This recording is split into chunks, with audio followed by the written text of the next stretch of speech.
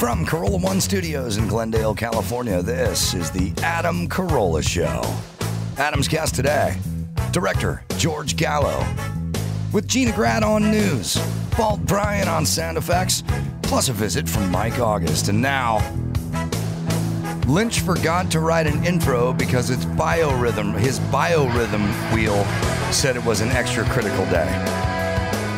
So there you go. Adam Carolla. Yeah, get it on. Got to get on a Twist, get on mandate. Get it on. Thanks for tuning in. Thanks for telling a friend. We love that about you. Right, Gina Grad? That's right. Handball, Brian. People hate you. Mike August in studio serendipitously. Yeah. He was here. He's doing some business. He was waiting around. I walked out to the parking lot, was reminded of something I wanted to talk about Mike that I had not brought up in subsequent or previous episodes. Well, this will be uncomfortable. I'm excited. It's never uncomfortable. He had his car modified. Oh. Yeah. Yeah. Not modified. But I'd call it a modification. Detailed plus. There's some pictures of Mike. Now, hopefully we got some shots from behind as well. All right. So Mike has I call that the Shamu. He has a salvaged white Telecom Infiniti X50. Yeah. It was formerly all white. Is it really salvaged? It's pearl. And then he pulled up on Wednesday morning before we got into Garagos' plane, and I noticed something different about Mike's car. Yeah. It doesn't seem like the kind of thing you would do at this stage of the game. in terms, we're 5 years in on the purchase. Go 5 years in on the purchase. But Yeah. what did you do to the car? I had it wrapped in the back, just in the back. Right, by some tequila company that promised you Rappers riches. Wrap. They do more than just wrap. Does it say Carolla drinks? You had it wrapped in a flat black, a satin black. A satin. So, according to Mike, But only certain panels. my discussion with him on the road, he wanted to do the roof black initially. Yeah. Because we're in Southern California, Makes from sense. Southern California, Texas, Arizona. You want more heat in the You car. want it to absorb as much that as you why I can. did it? Yeah, Oh. so that's why you got to do the top black. Right. So when you leave it out in Okay. the Costco in Burbank for 4 hours, it's 170 degrees inside instead of 141. So that just makes sense. Right, that's Okay. good sense. That's not even an aesthetic thing. Okay. But then after just seeing the top wrapped in black, I couldn't stop. you couldn't stop. You couldn't didn't stop. like the aesthetic of it? I just said, because I had powder coated the wheels some time ago. So the wheels went from, the whole thing was done in white with stainless. And so then I powder coated the wheels black. So I have a pearl white with black. And I'm like, okay, maybe we could just wrap the rear bumper. Oh. Right? So just to stop. give it, just to give it a little more punch. And then I said, well, why don't we just connect the quarter panel in the back to the roof and the bumper and see what that looks like? Because you can take all this off. Now, Right. I'm a very practical guy. Does this help you cheat the win and get better mileage, or just look like the biggest dick in your neighborhood? I can say universally, people hate this. I have never received a compliment. I agree. My wife now refuses to even get in the car. Oh, my God. Adam, if this was it's a big win for me. If this was like a hot sports car, would this be a cool look and not a swagger wagon? No, I don't think This is it what happens if you is. have way too much time on your hands with Plus, in today's racially charged environment, you really want to pull up in a black and white. Yeah, Do you know what I right. mean? Like, because people are going to say he's pulling up in a black and white, and they're not Yeah. going to get to the end. They're just going to all start shooting and pepper spraying before Especially you from the even get back. there. Yeah. August, do you at least have the advantage of people in front of you on the freeway moving over thinking you're a cop? Well, they always do because I ride their bumper. That's good. Yeah. You've driven That's with how Mike, I right? drive. So, but this isn't the first foray into this for Mike. We'll all remember, like, as if it was yesterday when he had his silver Lexus Yes. 400 SUV, got into a little scrape. A little scrape. Had to I have it. ripped off the door and the whole front right quarter panel. Did you chase him down on foot? I did chase him down on foot. No, Well- not on foot. I chased him down via car. Via car. Yeah, then I got him out of his car. Then you got him out of his car. Yes. And then what? I gave him a timeout. Oh, man, I love you so much. Street justice. You're I the literally, I best. had him on the ground. I put my knee in his back, and then I called the cop. I'm going to upgrade that. Like, I don't know if you check the news or not. A lot of that going around. That the ain't cops even, are like, what were you thinking? That's not even street justice. That's frontier justice. That's right. I was which so is- pissed. Get a posse together. Did you not hear that story, what he did to me? You were on the freeway, I was right? on right out here on the 134, right by Disney. Right, you come off the 134 on a Pass Avenue, I think is the whatever is the exit. And this kid, as he comes out the Disney exit, the exit before, smashes into my car, sideswipes me, right?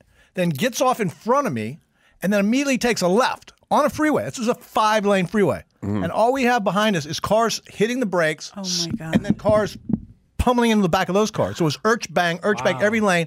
And then I'm watching him, and he drives this way, perpendicular across the highway, and nails headfirst into a car in the diamond lane. Wow. I watch this lady, and she's looking at this car coming down, and she's like, and she falls over onto the driver's seat just to get away, and he smashes right in there. Passenger seat, sorry. Passenger side, Right. hits them, Right. bounces off them, comes back around, and then goes right down off my exit that I was going to. Right? So I'm just He took the driving scenic along, route. hit, and I'm watching him hit the other car, and then he comes. So I just followed him off the off ramp, and he didn't have any.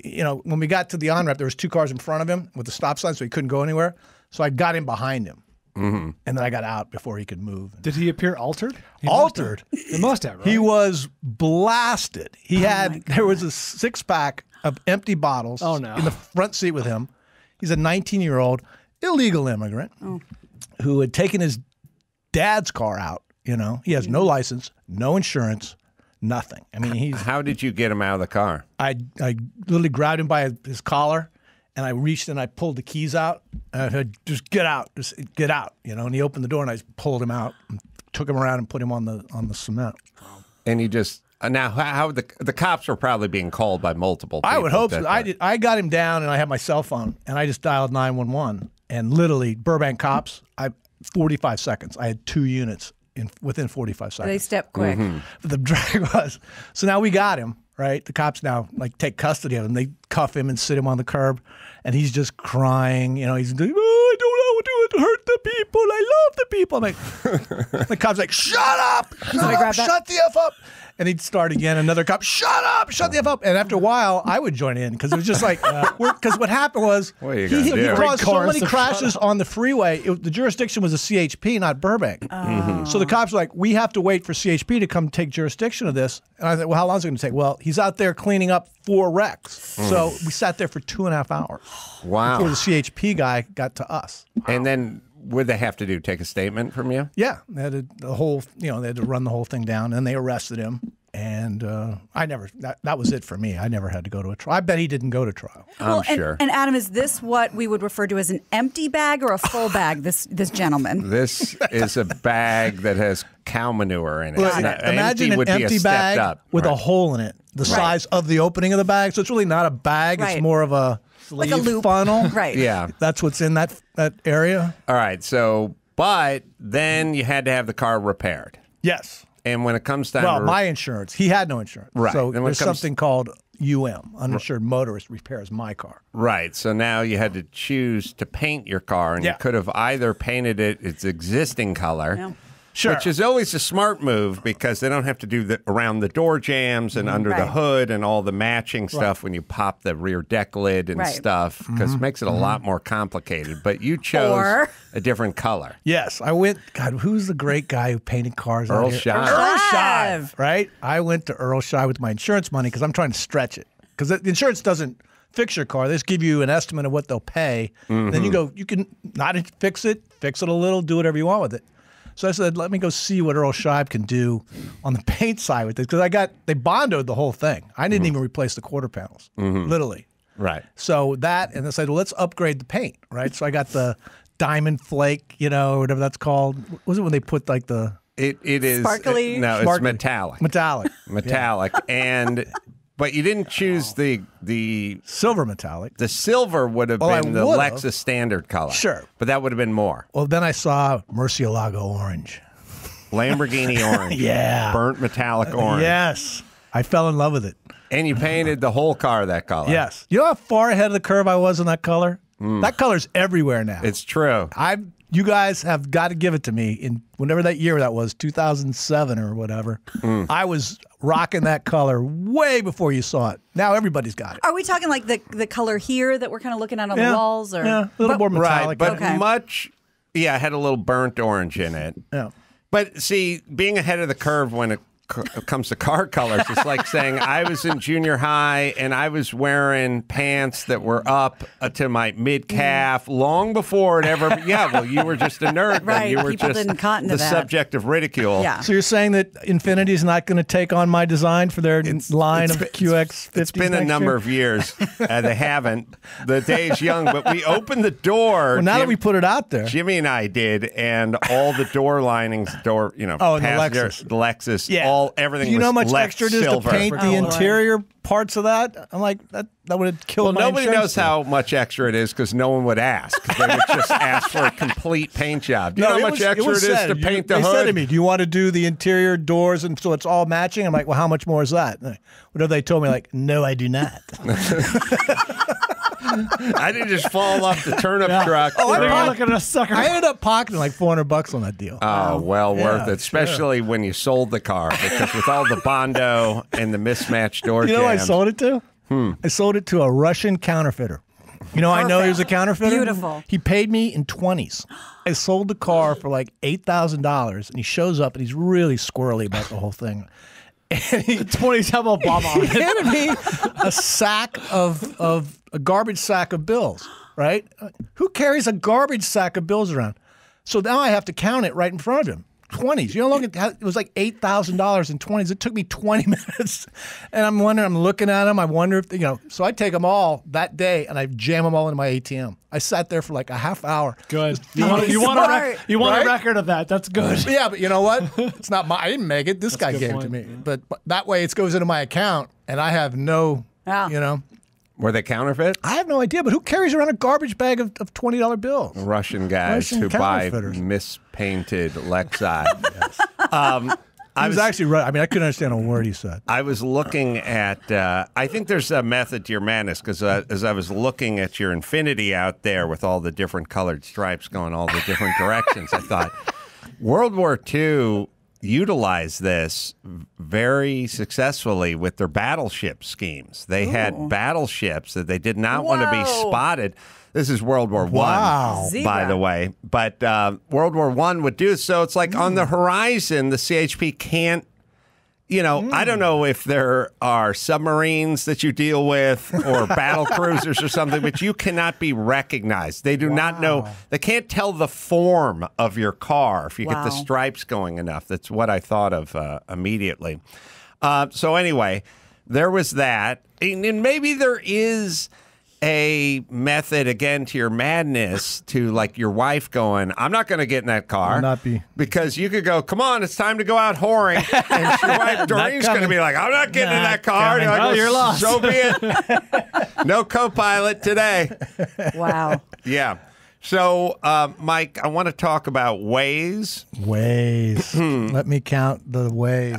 Yes. Now, you do not participate or partake in the Waze, got right? sucked into the Waze. Right. I have Google Maps on my Android phone. But does it tell you when you're going to arrive? Well, you can hit directions, and it'll give you an approximation of how long it will take. But you came here 2 hours early. You got here I at told 5 you, a.m.? I got up at 3:45. We were supposed to be here at 6:45. I got up at 3:45. That was it. I was up. So once you're up, let's just go. What am I also going to do at 3:45 in the morning? So I show up here around 5, right? Because that's how long it took, an hour to drive anyway. So then I started walking the neighborhood, and that's when I had all the fun with the local vendors. Surprised you didn't take any of them down. Friendly. Well, I just want to double check something just for clarity now that we know about the car selling story. The man who accepted $8,000 in 20s in a trash bag is afraid of getting Garbage scammed by Waze. Not scammed. I just, I have my Google Maps. It's trust. enough. Okay. I don't need your fancy apps. I don't like apps. But it would tell you the exact time you would arrive on, like, say, a Tuesday at 5. Okay. Yeah, you can use it. And also, Interested. I've walked around Piccadilly Square in a circle with you for an hour. We've been in Denver walking past the venue. Your Google Maps does not the work mystery for of you. that too. No, it doesn't work consistently, but it's fun, right? Right. You know, no surprise. It seems like yesterday when we were It's looking really confusing. Google Maps. we were looking for the theater in Denver. Weird that, but like just when we were in Nashville Wednesday night, right? We were trying to find the restaurant from our hotel, which, by the way, was next door. Mike's like, let me get out my Google Maps. I'm like, Map. no. I dial it in. I start walking like, this can't be right. And then we turn on and ask the valet, where's the restaurant? He goes, he points at it. Right. Connected We're to the literally building. walking the wrong way with the Google Map. So, see, the Google Maps, remember we were in Denver and we were walking to the theater. Confusing. Yeah, and I was saying, wait a minute, it's on this promenade. It's like there's a promenade, the street's closed off, the theater's on the promenade, and Mike's looking at his phone, it's like, Google Maps says, no, we got to go past the promenade. I go, why don't we just turn into the promenade because it's in the promenade? But Google Maps said, no, go another quarter mile down, make a right, I remember then that. circle back and go into the promenade. No. And it was fresh, clean air. You got some extra exercise. So You come should on. get some Waze in your life. I'm telling you. do Mike at doesn't least- trust them. But here's Does it even work with Android? Or here's- is it just an iTunes? No, Apple thing? it's everybody because I use both. I toggle, so I know from what we're all talking about. Do you at least when say you're walking to a restaurant, do you put it in walking mode? No. Oh, That's the problem. Mike. Because it's taking you like Because it's as telling a us we can't motorist. drive through the promenade. I think at the top it shows you 3 modes. It shows you like a bicycle mode, a walking mode, a bus Just mode, click- submarine. Quick walk. Yeah. Hit the walk one Catamaran. next time. Yeah. All right. So I'm surprised. You should have got some sort of accommodation or something from the city of Burbank for that act of Jimmy heroism. tried, remember? Oh, that's right. You can look. The video's up online. Mike August, Citizen of the Month, Burbank. It's me in Jimmy's office. You know, this is a crazy story. This is pure. If you want to know everything about Jimmy Kimmel, this is the links he goes to, right? So this whole thing went down with the guy that I pulled out of the car. Of course, I go back to the show. I'm working on Kimmel's show, and I tell him the whole story. And like 2 weeks later, I get a letter from the city of Burbank on the letterhead of the mayor of Burbank, whoever it was at the time, congratulating me for being nominated as Citizen of the Month for Burbank for meritorious conduct or something. It was obviously they didn't reference specifically, but it's like, why else would I get this thing, right? Right. And I'm like, this is crazy. You know, this can't be. I mean, I didn't doubt it because it was on official letterhead, but I'm like, this is ridiculous. You know, so at some point I mentioned it to Jimmy. You know that funny thing that happened to me with the kid, the Mexican kid. I'm now the Citizen of the Month for Burbank. And he turns on his camera immediately, which it should have got my. But he goes, let's talk about it. So it's all on the videotape. It's got like 30,000 views over the years. I think we have it if you want I'd like to if you see want to that. see Oh, it. you have the video. Yeah. There it is. There it is. Wait a minute.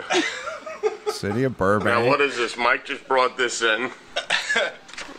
I have been named the Citizen of the Month for the city of Burbank, otherwise known as Rape Bank by Adam Carolla. I'm just Read it showing up aloud. Read it aloud. on behalf of Mayor Gary Brick, B-R-I-C. I mean, this is the mayor's name. I'm pleased to inform you that you've been selected as Burbank Citizen of the Month for June 2009. Criteria is someone who respects others, helpful and considerate, helps others in opposition of themselves, obeys and respects the law, loves their country. I like that one. Contributes to the community in positive ways. Commemorate your efforts to identify and detain Carlos Portillo. That was the unfortunate drunk. Mayor Brick has chosen to honor you with an official certificate naming you Burbank Citizen of the Month. A presentation ceremony has been scheduled for 10:15. We're gonna have a ceremony. That's this Friday. Yeah. Family and guests are welcome to attend. Burbank leader will be present to photograph this event. Congratulations on this well-deserved honor. Oh, this is awesome. You're going to be in the Burbank leader. I'm not kidding. I'm not showing up. Oh, yeah. Oh, you kidding? We got to go. Oh. See, that's what he does. Absolutely. Now he's coming. Are you kidding me? If you'll come, I'll go. I will definitely go. That's this Friday? This Friday. Oh, we don't have a show, do we? We might. Convenient. It depends on Lakers. Oh, no. I don't care if we have a show or not. We're going. 15 a.m. So now we're all Friday, going. June 12th. We should bring Carolla then, too. Definitely. Wow, congratulations. Oh, yeah. Burbank It's a City huge honor. Citizen of the Month. And among how many 10 others will be there? I can't be the only guy. I don't know. It says Citizen of the Month, not Exactly. one of the Citizens of the Month. Well, congratulations. Proud, yes. Congrats. Close my ear. Thank you. Wow. Happy How about that? to be a citizen of Burbank. So that's up in Jimmy's office. Well, this is going to be someday on Friday. It's all going to change on Friday. So this is now happening, right? This is probably like Tuesday. On like Thursday, my phone rings in my office, right? And you can see it's an office phone, so you see the ID come up. And I forgot. Oh, no. I'm screwing it up. So it's been years. Here's what happens. On Thursday, we're going in Friday. I'm thinking to myself, I never heard from the city of Burbank. I got this letter, but nobody called me from the mayor's office saying, are you coming? Right. Here's where you go. This is what we do. That whole kind of thing you think you get. So I'm like, logistics. Right. So I'm like, let me see that letter. So I get the letter, right? And there's a number on it, 818, body bot, body bot. I'm thinking, well, of course, that's the mayor's office, right? I call the number, and the phone answers, and it's Jimmy's son, Kevin, right? And I'm like, is this Mayor Brick's office? And he hangs up the phone. He said hello, and I knew his voice well enough, and he hung up. And I'm like, son of a bitch. That's Jimmy's cell. That's his number to his house in the valley, right? That he used because they knew I would call. Right. Kevin was supposed to, when he heard my voice, act like he was the assistant to the mayor, but he got rattled, right? So now the mystery starts because obviously I know it's fake. But I don't know that if Jimmy knows it's fake, right? Right. So now I got to figure out how can I punk Jimmy on this? I'm going to turn it because he thinks he's going to punk me. We're all going to show up and it's going to be a big laugh on me.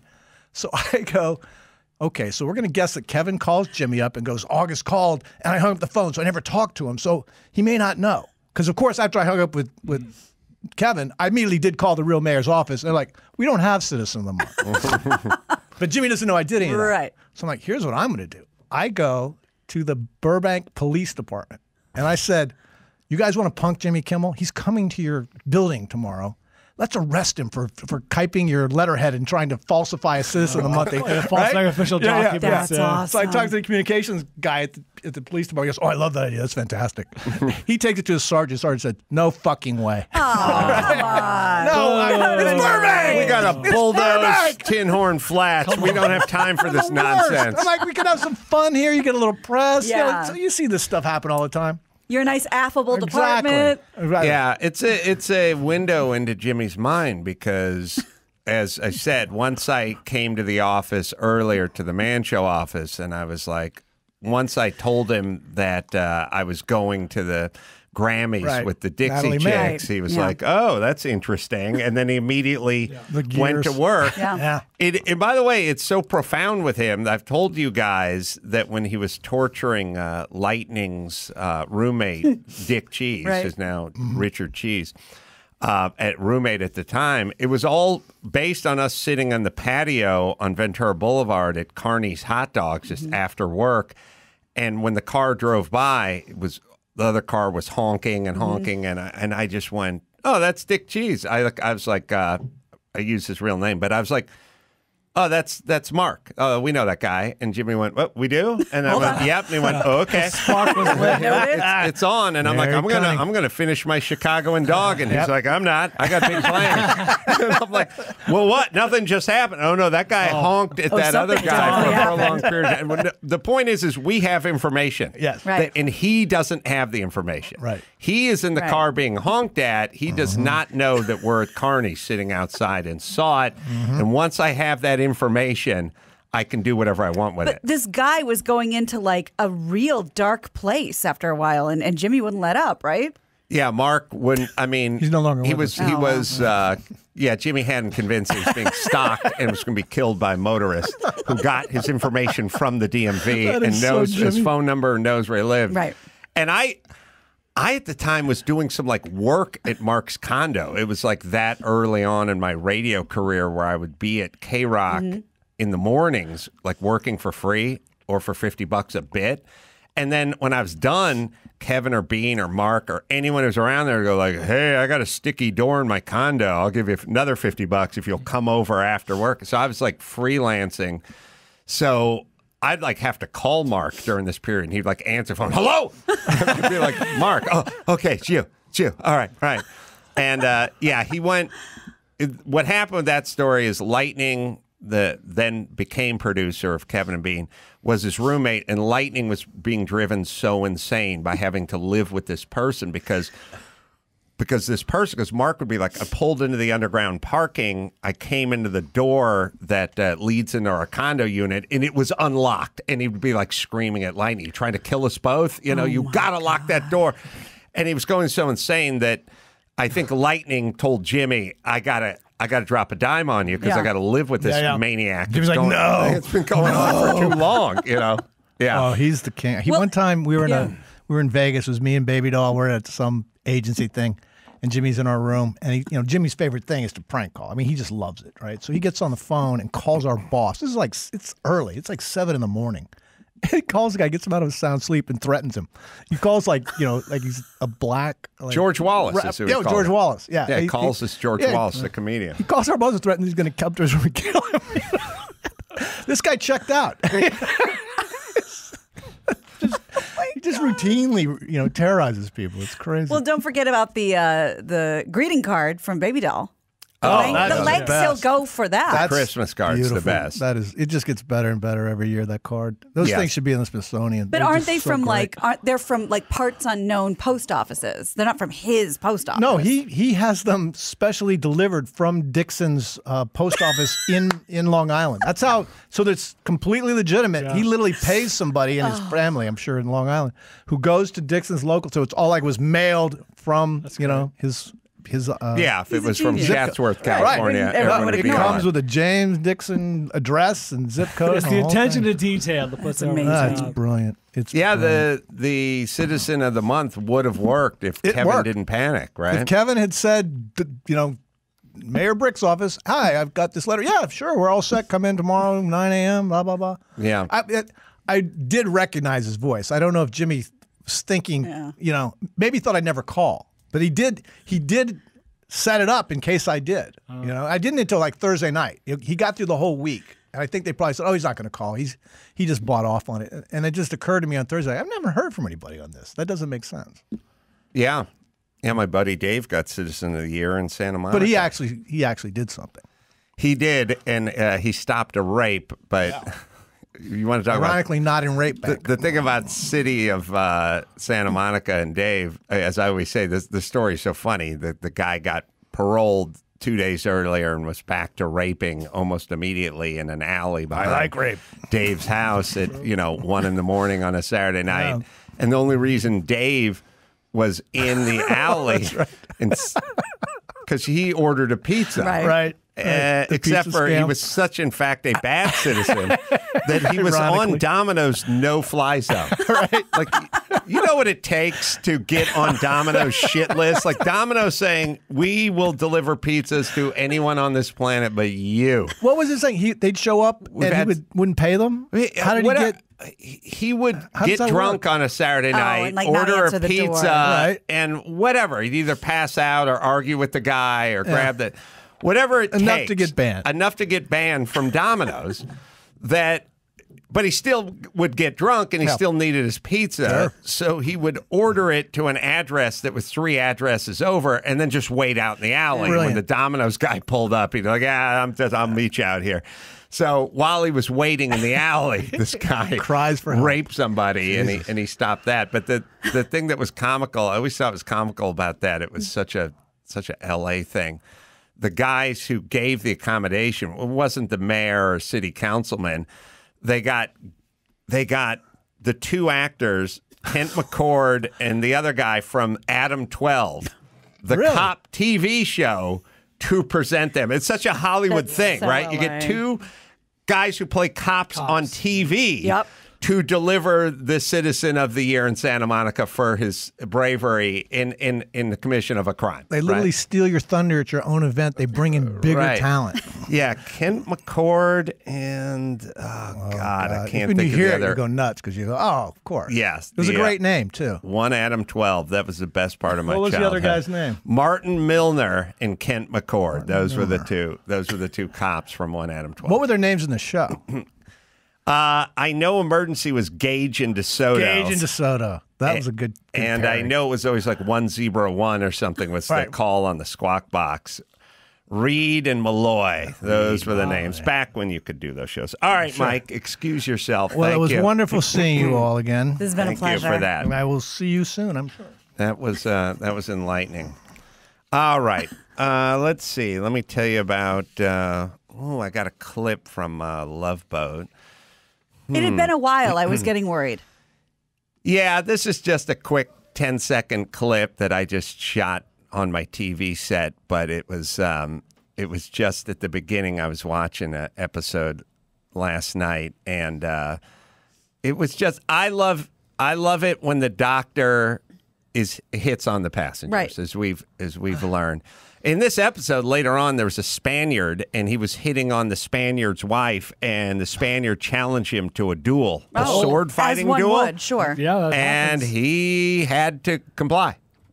They met out on the Lido deck to duel. You would think that the doctor would know that's not safe. Yeah. One would think. Tend to his own wounds. Right. You probably have to turn it up, but I'll play you this. Just the doc. Relatives could be fun. And sometimes so can strangers. The thing I like when he does it in front of the captain. So he stands in front of the captain. People are boarding the ship, and he says to the captain, I'd like to talk about your family, but there's some hot punani that just passed us, and I'm going to go follow them to their cabin. I'll bid you adieu. As the doctor. Right. He's not doing it in front of a purser or bartender. He's standing in front of a superior officer. Right. The superior officer. The superior officer saying 2 hotties walked onto this ship. I got to cut this conversation short. Right. I'm chasing tail. Well, and not to mention he was in front of a lady. That's right. Was that Julie? Yeah, that was The cruise director, right? No. That's Captain Stubing's daughter. You got to keep up, Gina. Excuse me. Julie that's even McCoy worse. is the cruise director. Okay, That's the that's daughter, and she came on like in season 4 or something. So he's saying he has to go chase some young tail in front of the captain's daughter. And the captain. Got it. Yes. That's how we rolled in the early 80s. But it's hard. I mean, how can he not? You've seen him. He's just such a hunk of man meat. I mean, I get hot just thinking of I him. got to say, later on in the episode, when he was with the Spaniard's wife, he took his shirt off in her cabin, and he looked pretty fit. Really? I got to tell you, I was impressed. Okay. You're being honest. It's a bold move. Yeah. He looked better than the guy who fought Jake Paul 10 minutes ago. I mean... Let's be fair here, Gina. If that's, I'm gonna have to look myself. Get Mike back in here for 10 more seconds. I gotta say, because Jake Paul and the Ben Askren reminded me. I got an email that I ignored from Mike because Mike likes to gamble. On small football programs. I had a great weekend. I got an email from Mike last week. He's like, Ben Askren's a professional fighter. Yes. He's a professional fighter, and he's fighting Jake Paul. The guy's fought a couple of guys, at Twitter. What's he on, the U-Boob? Yeah, he's on U-Boob. We should like these apps. And Does he use Waze? And we're getting points here on this. Plus 140. Plus 140. We got to bet big on this, gentlemen. Money. Yeah. Did you bet on it? No, I didn't touch it. No, you know why? You said nothing. Yeah. Sal got back and said, I don't know, this Jake Paul kid, I think he may be the real deal. I'm like, how can he be the real deal? If he's a real deal, why wasn't he real 10 years ago when it would have But he got mattered? knocked out in the first round. I didn't see it. Did you see it? Obviously. Yeah. It was just, is he just that good, or is that guy just that over? I don't think Little Ben bit of both. was serious when he showed up, and it's a little some of each. But the point is we ignored your email. Yes. And that was a good thing for you. Yeah, it knocked me off of it. I thought maybe there was, at plus 140, Yeah. that's pretty good. I'll tell you when you're on to something, Mike. All right. That's my thing. We blew it on the airbender last time. Yeah. We're still recovering from that tragedy. Israel Adesanya. Adesanya, or whatever. When's he fighting again? I don't know. You'll tell me. He's got to win next time, right? I agree. due. Yeah. He went up in weight class. Yeah. That's right. That's right. All right, we'll get it back. All right, but you wanted to bet. I still on got Ben. Monmouth. Okay. Monmouth, everybody. This weekend. What's Monmouth's that? going to be getting points. It's the FCS playoffs. I think they're playing Sam Houston State. Go big. He's got the bug. All right. All right. I didn't know he had such a monkey on his back. Oh, yeah. He's, first off, those car wraps don't pay for themselves. That's right. And obviously, they're what you would call necessities. Sure. There's food. Right. There's housing. Right. There's wrapping your 11-year-old SUV. Right. I mean, it's all a necessity. And as you mentioned before, we got to get that roof black. You got to get the roof black. Like, it's 90 degrees out there That's today. right. When Mike climbs back in his car, he's not in the shade. No. He's got to get some heat in those seats. Yeah. It's got to be at least 127 in there. Man, he's like the onion that you can just keep peeling. And never got to anything interesting. No. When we have Mike back, we got to get Mike in here one more time for him just going to his prenatal class and fighting the guy on the freeway. That's All my right, favorite. I'll tell you about 800flowers.com. Mother's Day, yeah. Be the golden child. Order mom's bouquet early from 1-800flowers.com. Right now, 36 sorbet roses are just $36. Not your average rose either. 1-800flowers sent over a bouquet, and they are so beautiful, and they last so long now. You should all be sending them out to moms this year. All roses from 1-800flowers are picked at their peak, cared for every step of the way, shipped fresh to ensure lasting beauty. And they're picked early, and you should get in early on the date. It ensures the bouquet is going to arrive in time for Mom's special day. 36 roses, $36. Let's do it before Friday. Right, Dawson? Order today from the official florist of Mother's Day, 1-800flowers.com. To order 36 sorbet roses for $36, go to 1-800flowers.com. Click the radio icon and enter code ADAM. That's 1-800flowers.com, code ADAM. Hurry, offer expires Friday. All right, quick break. Right back with Mike and Again. his second freeway fight right after this. I do mix it up on freeways a lot.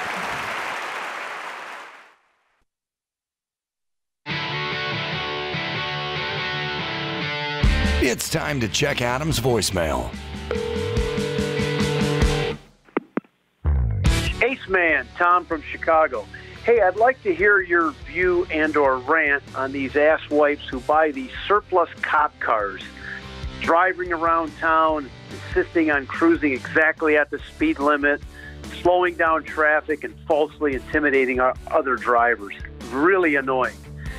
We should not allow this fake decoy in our traffic system. That's it for today. Thanks, Ace Man. Get it on. You can leave us a message at 888-634-1744. The worst are the guys on the cop bikes. Yes, I was going to say that. Thank you. If they're really intentional. If, in fact, you buy the cop bike at an auction, you should be able to drive the cop bike, but you can't purchase the cop helmet with it. You should have to wear a fucking traffic cone on your head, because I was driving home from Loveline a million years ago in Culver City. The freeways were so open at midnight on a weekday that even though I lived in Hollywood, I wouldn't cut across town. I'd just go all the way through downtown, go all the way around, and make a big horseshoe, because I was going open. 85 the whole way. Hopped on that freeway. The 10 used to be a ghost town at that time. Drew and I would just haul ass all the way home. And one night I get on, and it's traffic-y. And I'm like, what's going on? Everyone's going 54.5 miles an hour. And I'm like, everyone hauls ass. It's the 10 freeway. It's midnight on a weeknight. And I'm like, what's all the kerfuffle? And I start weaving my way through the crowd, trying to make my way up to the front of the pack. And when I get to the pack, it's a line of cars behind one guy riding a police motorcycle with the cop helmet on. Well, it is a police motorcycle. He's got the black leather jacket on, and he's just going 54 miles an hour. He's just leading the parade. Yes. And cops write so many goddamn tickets in this town. Everyone's paranoid to go past him. So he's just holding, and I'm like, with my vigilance, I'm seeing there's little things on the bike that weren't there. The siren's not there, whatever. And I pull up slowly, and I realize that this guy's not a real cop, but he's milking it. He loved every second of it. It's intentional. There's lots of guys like that. They wear the dark chaps. They wear they got the white helmet. They got the boots. They're trying to pull off the cop thing. Ugh. It's unbelievable. You know what the giveaway is? The dead giveaway. The cop car will not have a registration tag. Obviously, it's a vehicle of the state or whatever, and any car that's not a cop car, security, imitation, whatever, will have the little blue or green or whatever, registration. And you know what else? But on the motorcycle, you can't tell at night from that distance. But you know what else? Speaking of what Brian said, if it doesn't have a "don't abandon your baby" or "dare to keep kids off drugs" or "stop senior abuse," it's not a real cop car. Right. Good point. All right. So, Mike, fighting on the freeway. Fighting on the freeways. I know. I was talking to you on the phone. You brought it up. Yeah. So I was going to my child had just been released from the NICU, or was getting released, and as part of that, you have to take a child pediatric CPR certification. This is what makes the story great. Yes. This part. Right. You can't write this part. Right. So I have to drive way out to like the valley, and I'm on the 405 North coming off like Burbank again. It's Burbank again. And you come off, 60, 70 miles an hour onto the off-ramp, and all of a sudden it just stops. It just comes to a complete stop. It never does that, right? And what as I'm talking to Adam, I can see that there's a guy. He's standing at the mouth of the exit as it comes off the 405 in front of cars, right? And he's just like letting one pass, and he stands in front of the next car, right? I'm like 5 cars behind these cars. And he's just like goofy and, kind of knocking around in front of their cars, right? So he lets it go. He lets the car go. He finally comes up to me. And so he does the same thing. He kind of does a little dance in front of my car. And at some point, I said, okay, that's good. That's enough. And I hit my horn. Bop. I just bopped him, right? None of the other cars had done that. Yeah. Because people are terrified of people in this town. And I swear, as soon as I hit the horn, his face went from happy to dark and angry, right?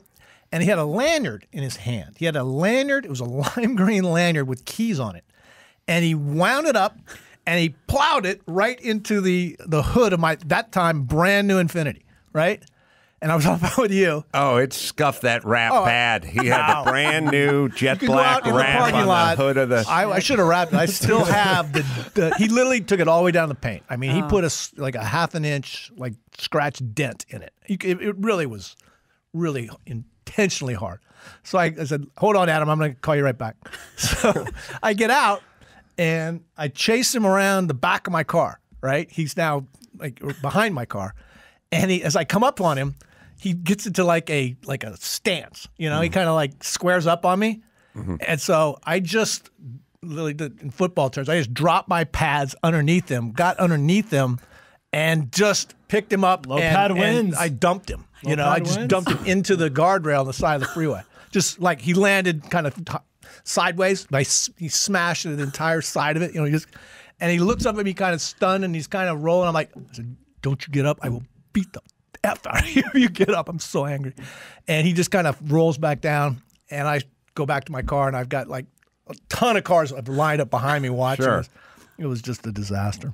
Well, but let me guess, when you talked to Adam again, you were disheveled. Your heart was racing. You were crying, choking back tears. Oh, this dad's a football coach, number one. It was quite a form tackle, I must say. I got him. He wasn't incredibly heavy, but I landed him just right. See, now, I feel like a lot of people think Mike may have done the wrong thing. What? I think you provided a service for this citizen. Fuck with the wrong person, you're going to get body slammed on the guardrail. There has to be consequences. You can't go around disfiguring people's cars, and you think I'm going to let you get away with it? It's enough. I bet he doesn't do it again. That's my point. Right? That is my point. Yeah. Amazing. Mike, more people have to take action, is what I'm saying. I concur. Okay, leave, but don't go too far. Stand by. I literally have a meeting. I've walked out twice with the guy. All right, we will let you be on your way, Mike. But thank you. Great. Yes, I love Mike's attitude. Yeah, he got back on the phone with me. He wasn't even out of breath. So good. He fought a guy on the freeway. Most people would have been a huge adrenaline dump. Yeah. Well, first off, most people wouldn't have called you back. They would have had to go to the prenatal place and cool off and have an aspirin or a shot of rye whiskey or something, but not Mike.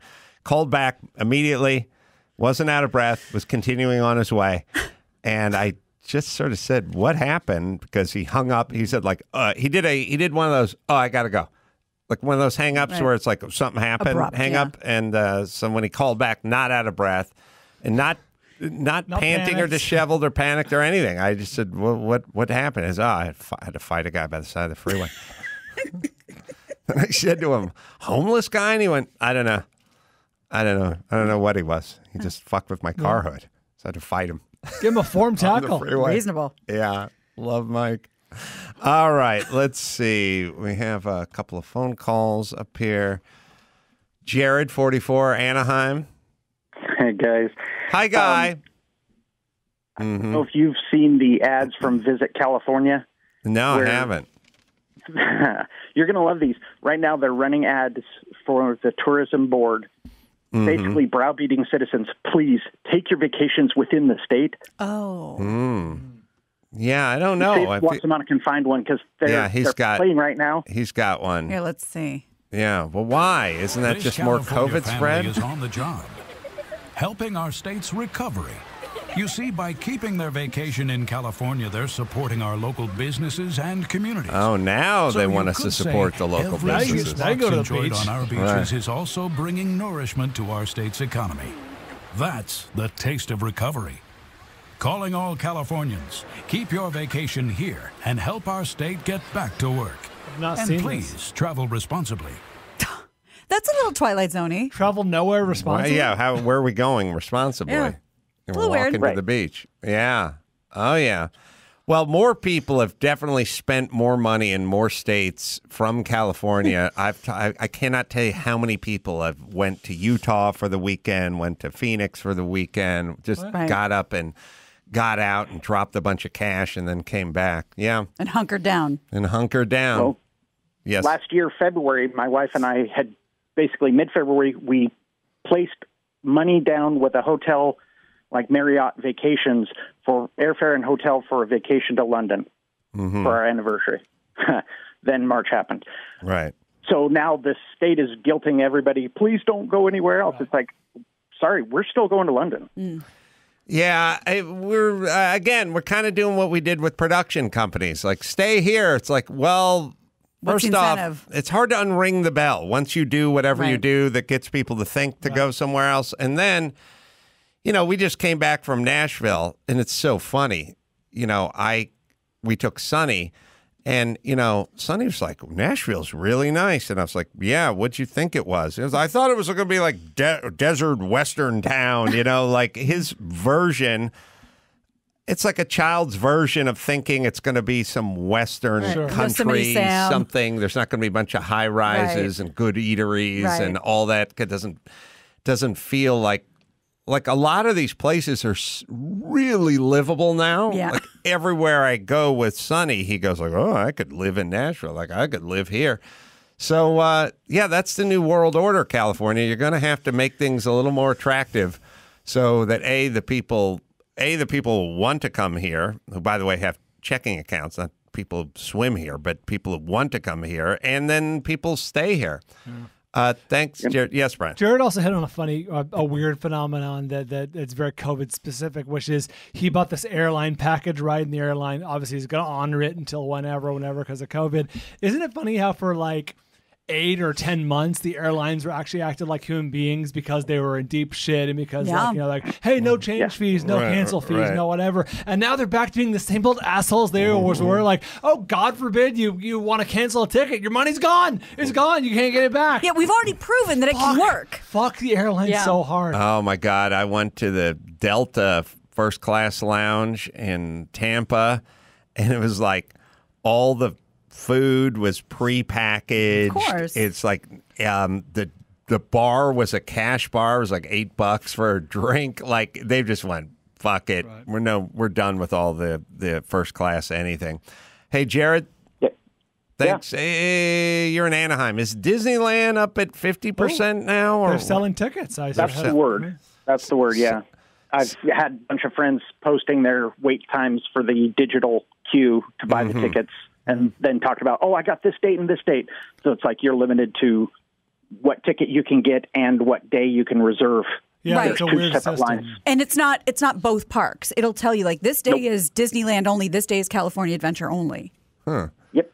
All right, Jared, No more thanks. park hopper. Yep. Thanks for that. Oh, I was going to anger Mike even more about Burbank. Mike, get back here.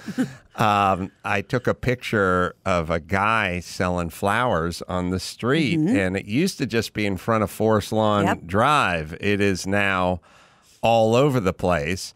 And I sent it to Max Zapata. Those guys always get sketchy when you take a picture of them. But what are you going to do? What They are get gonna do? sketchy. Call a cop? You can blow it up a little. But there's a guy who is bivouacked on the corner selling flowers. And the thing about the corners, it's one corner away from where the studio is. But ironically, it's the corner with the four-way stop that everyone who works here has gotten a ticket for rolling through the four-way stop sign. But the guy who's illegally selling flowers, who set up a shop on the corner, is not going to get into any trouble in the city of Burbank, and they're still going after Tin Horn Flats.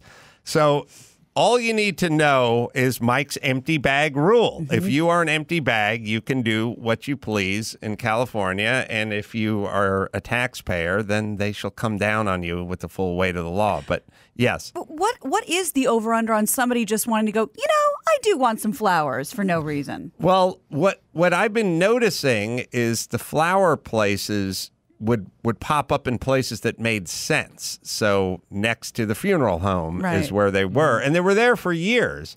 But as I've been noticing, I was driving through, dropped Natalia off at volleyball on Saturday off of San Fernando and whatever. There's flowers. Their flowers are going to be I think that's going to be the new thing, because for $20, $15, $10, you can just lean out your car window, grab these, and you're on your way to pick up your daughter or say hi to your wife or do whatever that thing is. It's an easy impulse buy these days. Am I late to the party, or is this most likely? I just thought of this, and maybe I'm the last one to think of it. Like flower shops having an excess of flowers at a certain time of day, and be like, "Hey, man, take these out, get what you can get for them, and we'll give you $5 an hour." Like the day old bagels at the bakery. Yeah, there's probably overflow from like a flower shop or something, right? I think, as I know it, that if this is what you're going to do, if you're going to make cash selling flowers, you go down to the Flower Mart in like downtown LA at like 5 a.m, buy your shit wholesale there, and then take it to Forest Lawn Drive. Because the people, couple things. I don't, so the closest place to Forest Lawn Drive is like Toluca Lake Florist, and that shit is expensive over there. So I don't know how they could sell the stuff for $10 or $15 and then like turn a profit. I thought it was cutting your losses. They're there but they're there in the morning. Is this too. the same vibe as the van that drops off the hot dog people? Yeah, it could be. It's an interesting, everything turns into a scam. It was funny. It did start out here in Los Angeles. I used to complain about all the time, the ice cream trucks. The ice cream trucks got sort of usurped and bought up by the illegals, and they were just selling ice cream out of their converted van. Then it gave way to flowers, and then it gave way to the hot dogs and the food. And there's tons of food on the street now. It is crazy that in Los Angeles, the most regulated place in the world and the most regulated for food, like you want to open a restaurant, they have 10 million rules, that there's food being sold on every corner, and the law, neither here nor there when it comes in the eyes of the law. You know what I just realized when you talked about if you're here illegally, wouldn't you think the last thing you'd want to do is hang on a street corner? But that too. But like buy a not roadworthy van that is an eyesore that everyone sees that plays music through a sound system, beckoning people to come check out. What's going on in here? Well, I think here's the way humans work. You go, wow, that seems like a lot of exposure for someone who may not be here legally. But once the word gets out that they don't do anything, it's also kind of a lot of exposure just standing at an intersection with a bucket of flowers and cash in your pocket. Like any cop could roll up at any time and do anything.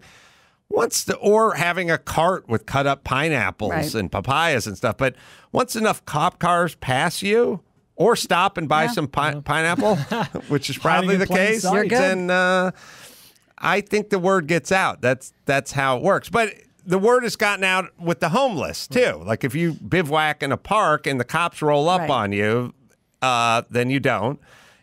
But if you do it, and the cops never roll up, and then the next guy does it, and the cops never roll up, which reminds me of something I wanted to bring up to you guys. I don't know what happened to Sam on line 2 from Bakersfield, but I don't think he's on my phone thing. But I thought, here's what I thought. We were talking about the homeless thing yesterday with Dr. Drew. I was thinking about this. I've expressed it a little bit, but I really do mean it, which is, I got to check.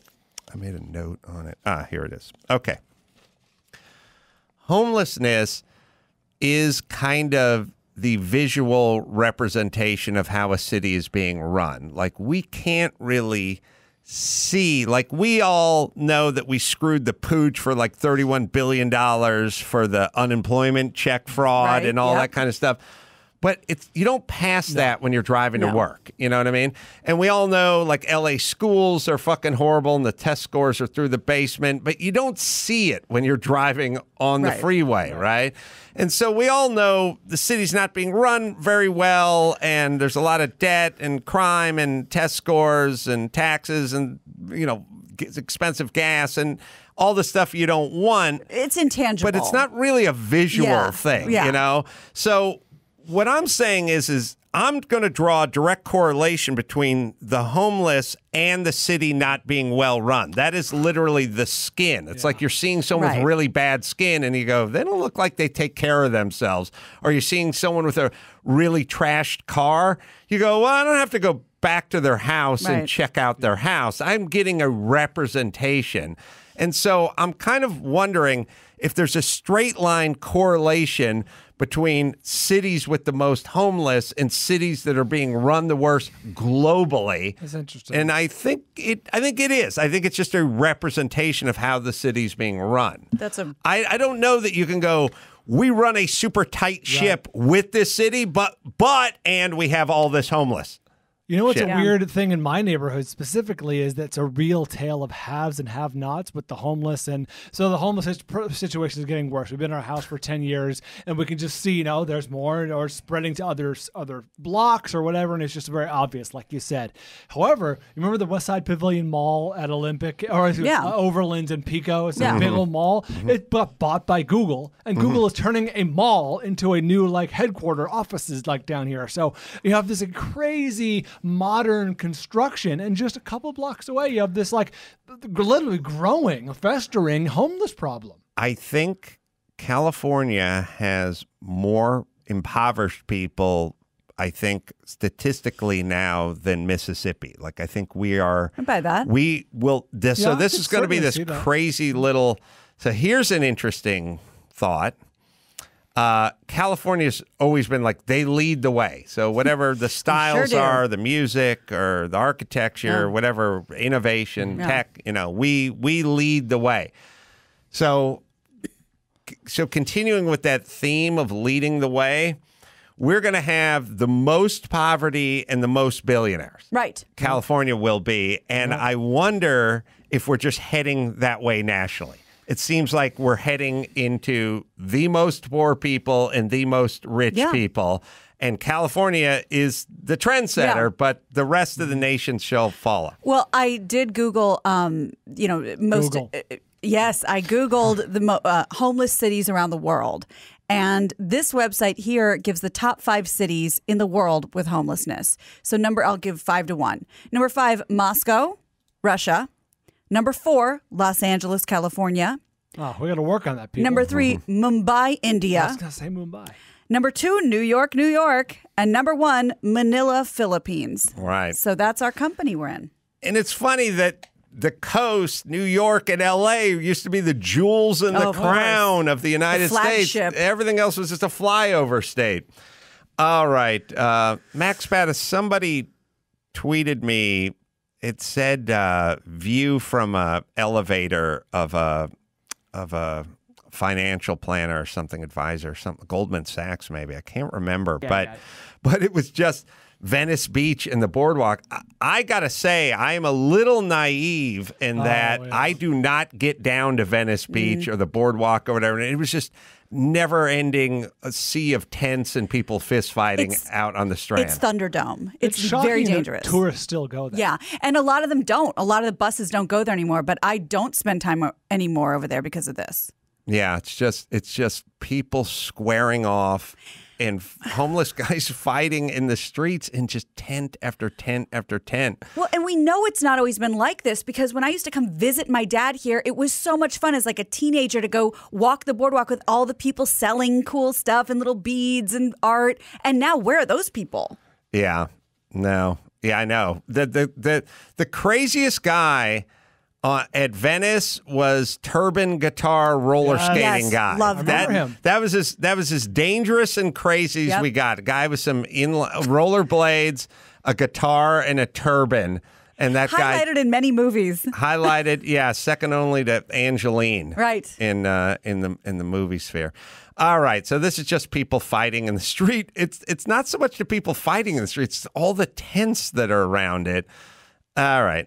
Probably need to do something about this. It made me think of when I lived in Manhattan Beach. There was 1.5 homeless people. One was clearly there was something wrong with him, and he's talking to himself, and he's dirty. And you know what?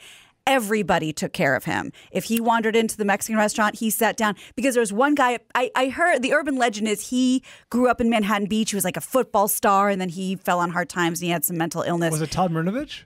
But everybody took care of this guy. And then there was one guy who's also a roller skater in Manhattan Beach who looks a little disheveled, but'll kind of roll past you and then turn around and skate backwards and go, California. Yeah. I also miss Python around the neck guy. That used to also be the gold. Right. I don't think those guys could cut it on Venice anymore. All right. But remember, most of these people are sober, and most of these people are children choosing to fight in the streets and live in their own filth. All right, let me tell you about Stamps.com. Trips to the post office, well, probably not how you want to spend your time. Stamps.com. You can mail and ship anytime, anywhere, right from your computer. I've used these guys for over 11 years. We send out merch, books, paperwork, and everything we need right from here using Stamps.com. Whether you're a small business sending invoices, an online seller shipping products, or a giant warehouse shipping thousands of packages, Stamps.com lets you buy and print official U.S. postage, put on any letter, any package, 24/7, do it at home. Up to 40% off of post office rates and up to 62% off of UPS shipping rates as well. Special offer, 4-week trial, plus free postage and a digital scale.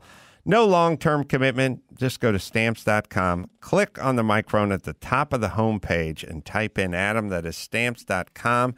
Enter Adam. I wonder if Mike's wife saying she won't drive with him in his car is less about the graphics on the car and more about the 61% chance he's going to physically fight with another motorist before they get to the restaurant. Yes, that's a very good point. I think that is probably a bigger issue for the ladies.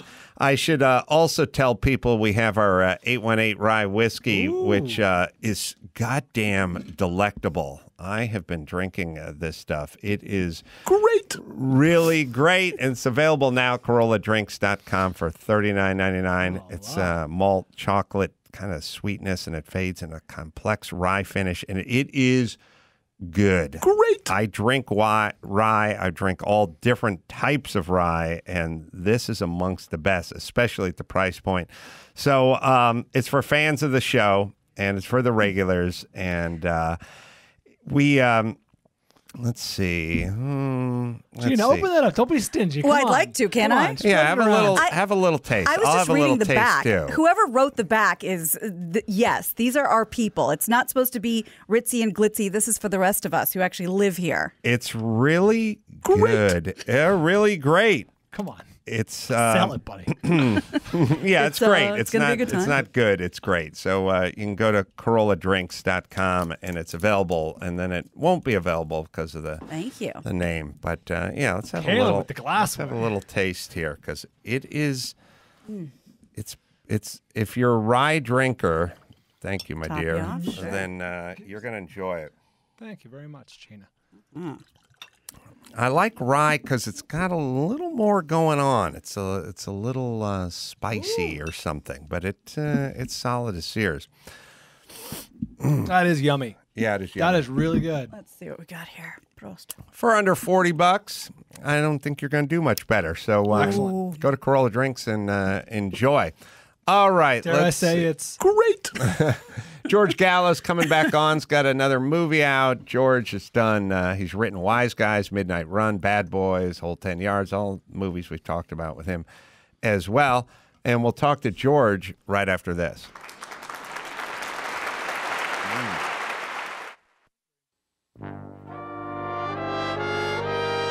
And now, a tip from the 1965 issue of Good Housekeeping. 120 Ways to Please a Man. A nagging wife is a millstone around the neck of any man. She's a nuisance at home, and she consumes time on the phone every day, nagging her husband while he's at work. The complaining woman can toss a cloud over the brightest of days and the brightest of men. Just one of 120 ways to please a man. Now back to the Adam Carolla Show. Oh, the simpler times. I'll drink to that. George Gallo has joined us. George is a director, writer, producer, painter, musician. We've talked to him before about all these big movies he's done. Latest is Vanquish, and it's available now on digital and on demand. Stars Morgan Freeman and let's see, Nick. Oh yeah, Ruby the great Ruby Rose, and our own Nate Adams, who works at the other shop, worked on it, did some producing on it. Also, he was there for eye candy. I think he ran the second unit, right? Yeah, he was very responsible for doing a lot of the chase stuff, and he did a hell of a job. And acted a little bit in it. Played a cop Yes. who got beat up. Yeah. Yeah, he's a dead cop at the beginning of the movie. He's sitting in a chair, bleeding to death. Perfect. He did an amazing job. Didn't flinch, didn't blink. You totally believe that he's dead. Yeah, no, He's a good corpse. Nobody does non-movement like Nate. Where'd you guys shoot the film? I remember when Nate took off to go shoot it, but I can't remember. One of the Carolinas? Yeah, we shot in Biloxi, Mississippi. Oh, Mississippi. Yeah, they have like a 35% tax credit, and Morgan Freeman also lives in Mississippi. So it was great for Morgan. He rose out of bed. He goes to the set. So. And you go back with him as we discussed before, right? Yeah, he's an old buddy. Yeah, he's an old friend, dear friend. And what's great about Morgan is he's Morgan Freeman, and we're buddies. So I could pick up the phone and call him up and say, hey, I'm doing this movie. Do you want to do it? And he generally says, when do we start? And so I cut through a lot of the red tape of managers and agents and lawyers and relationships. Are there? Yes. We're coming up on the Oscars. When is it?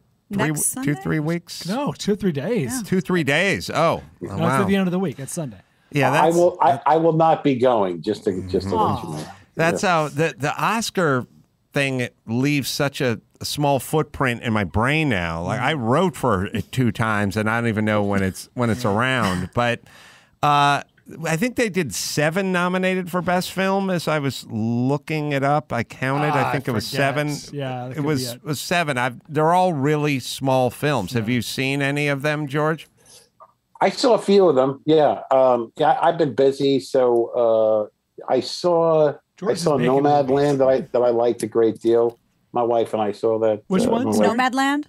Nomadland. Yeah, I thought that was a beautiful film. 8 films.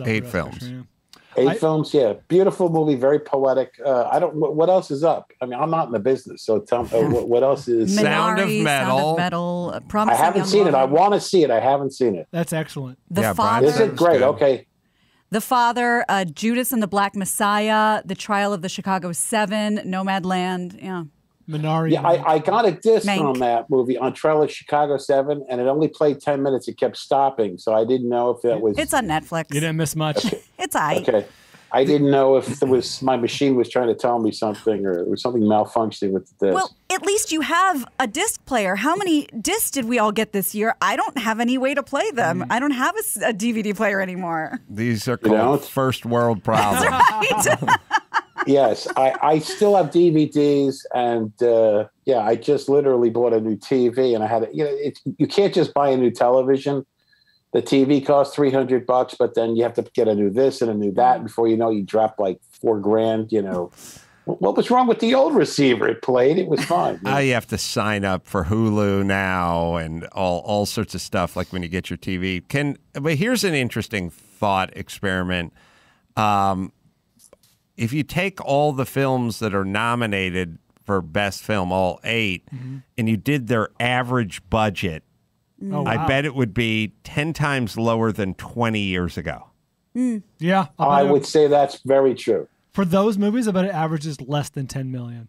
With Mank probably being the most expensive. Oh, yeah, like Promising Young Woman, I think. Is that what I saw? Promising Young Woman. I saw The Father, which is really good, and that's got to cost $5 million, with $4 million going to Anthony Hopkins. Right. Promising Young Woman looked like it was a cheap film. It didn't look. It looked inexpensive. Right. Then it didn't seem to be. If they spent more than $2 million on that film, they shouldn't have, because it didn't need it. Yeah. Yeah, I didn't like. I don't know. I didn't see the films. I can't say. Sorry. No, it's all right. We're going to keep going down this road. Yeah. I'm a big help. Yeah. What else haven't I seen? Well, that's its own answer. That hasn't gripped you Jaws. enough. I saw Jaws. It's great. Have you ever tried a persimmon? If the answer is no, let's talk about it for a while. Sure, I'd rather talk about the booze. It looks good. Yeah, we got our 818 rye here, and it is delectable. In-house homemade. In-house homemade. Yes. Yeah, I feel bad. It's like, I'm talking to 3 drunks and I'm sober. How dare you? It's not fun, Yeah. On the other end of the scale, and this is a pathetic humble brag, I admit this, but I make it my mission to try and see every Oscar movie every year. I'm a huge movie fan, and I'm only short 2 foreign language films. I saw Pieces of a Woman today. Very depressing, but very good. Did you see Minari? I did see Minari. Minari's really good. Are you, how about the Cineramadome being closed? Did George freeze up on us? And ArcLight. I was going to ask George if he had thoughts about that. But I can give you, internet froze. While we filibust, I can give you a few theories on what's going on with that. Please. So there's big news here that ArcLight is, shuttering, and that includes our very famous Cineramadome, which looks like the top of Epcot, and it's a big, golf ball. Yeah, it's a big, fun movie theater for big premieres. Probably in the 60s, early I would think 60s. so. That's what it looks like. It's got that. Yeah. There's a lot of partial viewing. I mean, if we've all seen movies there, if you sit in the wrong row, but it's still really fun. And one of the theories floating around is that Paramount or Disney or someone like that is going to buy it and show only Disney, the Avengers, all like that the stuff. El Portal. Oh, sorry. Yeah, the El Rey. El Capitan. God damn it. Yes. El Kabong, right? El Kabong. So one of the theories is one of the studios. But it would be like that, right? Yeah, it'd be only Paramount movies or whatever. Pixar. Yeah. Interesting. Right. But we'll see. I think you and I and Mike Lynch saw Iron Man at the Cineramadome in 2008. I have a vague recollection of that. If you think it, I believe it. Okay. Yeah, the Hammer premiere was there, and Jimmy and I saw Sex and the City 2 there and got busted by TMZ. And super high. I snuck into that place and saw the documentary on Any Sunday, which was a motorcycle riding, dune buggy racing documentary that had Steve McQueen in it back in the 70s when they had these really weird, there was a genre of documentary where they had a narrator and lots of footage of guys riding wheelies on dirt bikes and stuff. And also when a documentary like On Any Sunday was a pretty low budget, sort of dumb, kind of dirt bike, race car, mostly motorcycle documentary, like low budget motorcycle documentary could just be in every major theater in every major city. This was at the Cineramadome?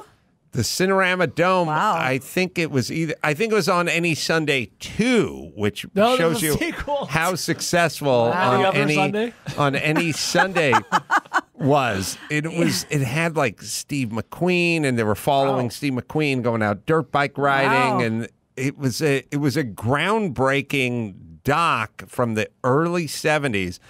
I don't know. You can. It was very 70s in its theme. Can't look anything up. Max The Zapata. internet's having problems. The internet's down. We'll find a clip from On Any Sunday at some point, and it just drips of the 70s. Speaking of the internet being down, I've been to the Cineramadome many times, as you guys have, and I'll never forget seeing 87% of Inception there, when, that's a movie you got to really be paying attention. Mm-hmm. And about halfway, a little more than halfway through the movie, I'm just starting to feel uncomfortable. Like, I don't know what it is, but I'm kind of getting that anxiety that I'm so used to. Carbon monoxide. Well, and it's, it's the summer, and I'm kind of trying to shake it off, and I'm watching the movie, and I notice other people are kind of shifting in their seats, and I'm like, I feel like I'm going to throw up or pass out. Something's wrong here. And then the movie, it looked like you see in the movies, it burns, basically. The air condition had gone out in the middle of this heat wave we were having. 2.5 hour movie. And I never saw the end, so they're asking everyone to leave, and they said, come back. And I'm like, come back and sit through the first 3.5 hours again. Wow. But everyone was just getting uncomfortable, and nobody could really, your brain doesn't figure out why right away, that we're all really hot. Mm-hmm. I think I saw the Andre the Giant doc. Great doc. There. Oh, yeah. Yeah, I HBO saw doc, that. yeah. That's probably the last thing I saw at the Cineramadome. Well, anyway, you can't really turn them into flooring stores or boot barns or anything like that. You have to be movie theater. So hopefully somebody will come in and resurrect that place. I was looking for movies because I thought, over the weekend, I want to go to a movie theater. It's such a novel thought. Sure. A lot of them were still closed or completely closed? Yeah, some were closed. Others are just showing movies that you probably don't want to see and you can watch on TV. I think it's going to take a little while for the Fast Nines to get in there. There is a glut of movies coming out this summer on the Film Vault. We're doing a summer preview, and it is a cornucopia of films that a lot of them from last year that were supposed to come out. The Ryan Reynolds movie Free Guys coming out after it was supposed to come out last spring or something. The Fast Nine. Mm-hmm. Yeah, obviously whatever happened to the Quiet Place sequel that never came out? Summer. Okay. That didn't come out already? It was supposed to come out in March or April, right at the beginning of last COVID. year. Yeah. Right. Oh, I saw trailers for that all over last year.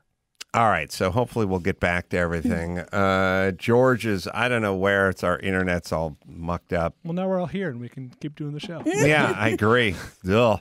People always say they can fix it, but I don't know. Can they? Can we, Max Zapata? Yeah, well, we're getting fiber installed here, but there's only one game in town for the entire area, so we're getting fiber installed. But it's actually a process that takes a few weeks, months even. So we're just getting that. So you actually signed the contract today, Adam. Oh, good. Mazel tov. And it ain't free. Oh, we got fiber. George back here. Oh, George is back. George will remember on any Sunday. Yeah, not any given Sunday. Right. Oh, here he is. Hey, George, you remember that 70s doc on Any Sunday? Yes, of course. It was huge back then, right? Right? It was gigantic, yeah. What happened? Your internet went down? Yeah, our internet went down. Sorry. You guys drinking? Is everybody drinking? You can drink when the internet's down. Internet's drunk. Yeah, internet, actually alcohol consumption goes up when the internet goes down, statistically. Yeah. I was going to tell Chris to find a clip of on Any Sunday just so you could see what the 70s looked like or sounded like or something like. It's a weird time. Yeah, I was a kid then, I graduated high school in 1974. And I guess everybody looks back at that time in their life, whenever it was, that it was the greatest. But man, it was a really good time. I mean, it was, it seemed like creatively it was great. Movies were far better. There were still great things being written, great music, Anyway, well, when he refers to movies, of course, he's referring to Aloha, Bobby and Rose. Yeah, obviously. But even the bad movies back then were better than a lot of the A movies today. That's fair. Well, I think anytime you have anytime you get big corporations involved with art, the art's going to suffer generally. And I would say if they were involved with painting, painting would suffer. And if they were involved with stand-up, stand-up would suffer. Like, you can't have huge conglomerations, international conglomerations involved with art without the art suffering. Is that a safe statement? That's absolutely 100% correct. And then, the other thing about, art and look, I mean, corporations, it's their job to take meetings and then to take meetings on the meetings. And then you take a meeting on the meeting that you just had a meeting about. And then everybody has to, and it just goes on and on and on. And I mean, look, in the end, anything artistic, be it anything, it's generally some person, some individual with some crazy idea, and they decide to go for it. And, by its very nature, it's supposed to challenge you. That's the whole point of doing it, right? It's supposed to challenge you, shake you up, make you think, make you laugh, attack institutions. I mean, that's sort of the whole point of being an artist, isn't it? I mean, now if once art becomes corporate, it can't do that anymore. So it ceases being art. It becomes something else. It becomes commerce. Becomes commerce. Yeah. And, I mean, obviously it doesn't interest me terribly. I mean, I'm not that I don't like making money. I mean, I like to make money, but I mean, at the same time,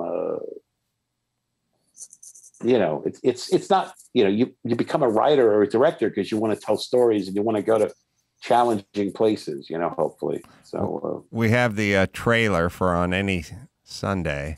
Yes, it's nominated. I'd love to see it. Nominated for Best Documentary in 1971. Wow. It's a real deal. Wow, okay. Yeah, it was a big theatrical movie. Chris will figure out how to play it in a second.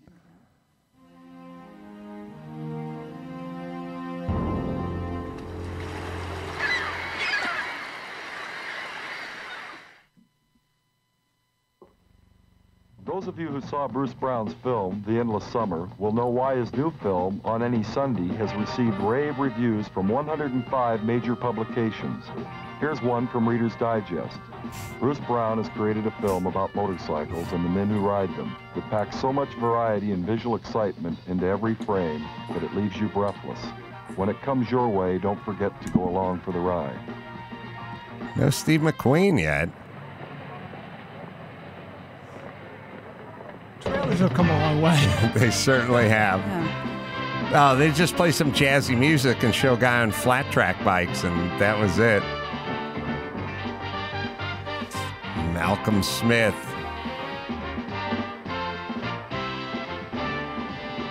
This movie had Steve McQueen all over it. It was the biggest star of the time, and you haven't seen him yet. He also produced it. Oh, he also produced it. I don't know why they would keep that a secret. They certainly are doing a fine job. Yeah. They're just showing guy riding desert bikes.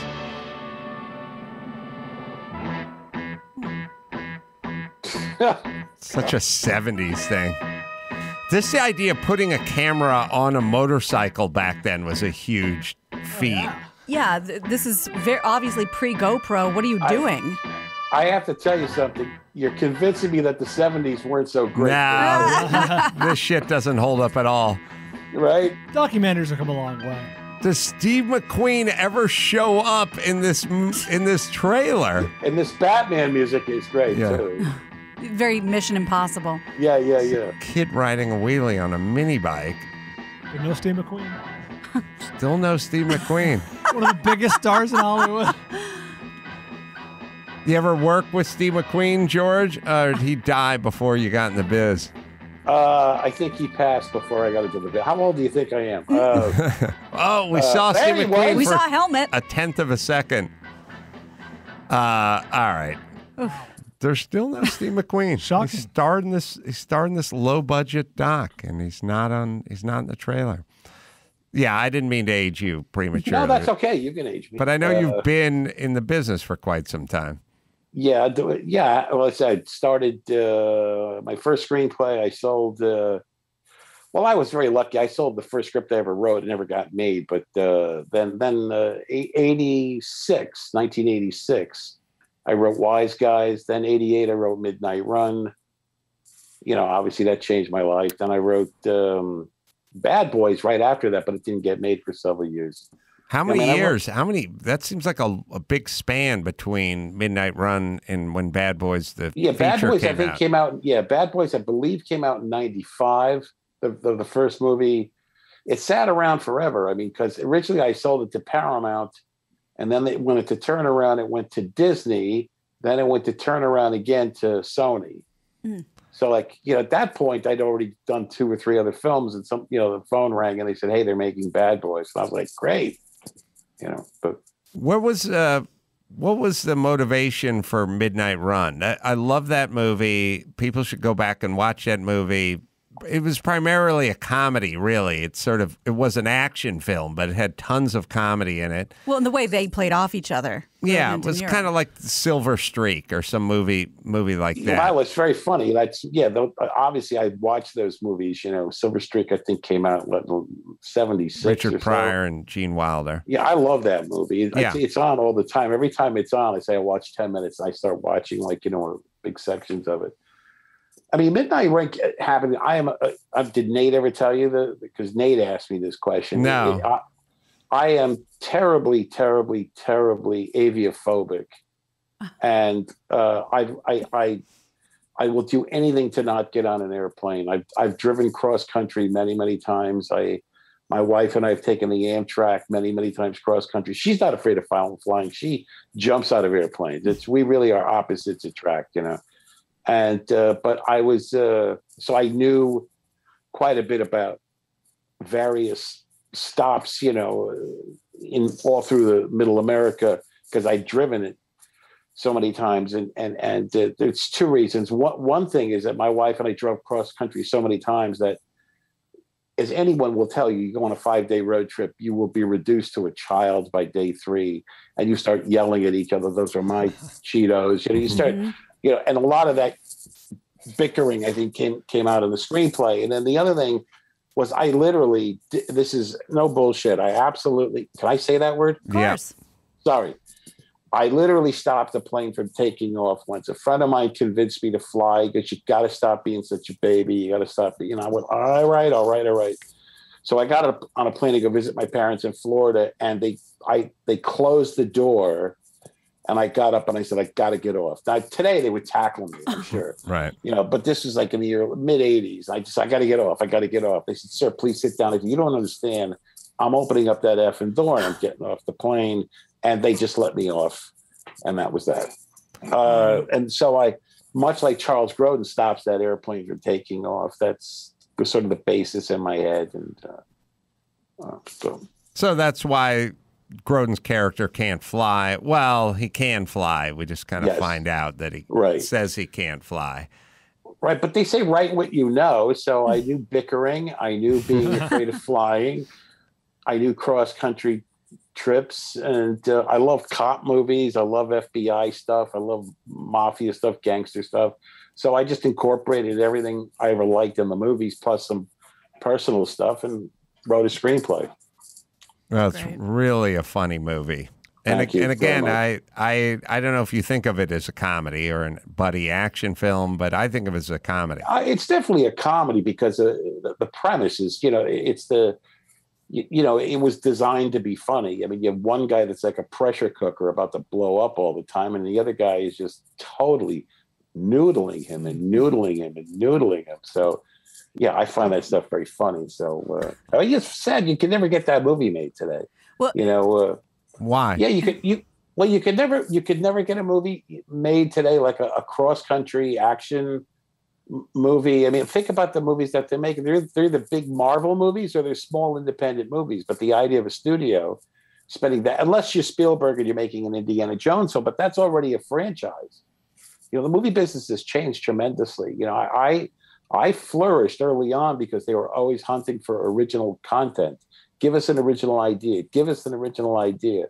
And I had a head full of ideas. Let's do a movie about this. Let's do a movie about, you know, two cops, one married, one single, you know, which became Bad Boys. Let's do a movie about this, that, and the other thing. But today it's all It has to be IP. It has to have been a book or a comic book or a graphic novel based on a thing that was based on another thing. There was once something else that they, and you talk about going back to the original discussion, it's all corporate thinking.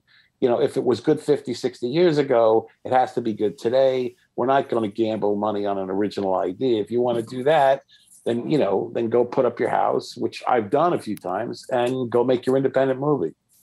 So, you want to hang with us for the news, George? I would love to hear the news. I have to jump at 12. I have a family thing that came up that I cannot get out of. So at 12, what is it? In about 2:30.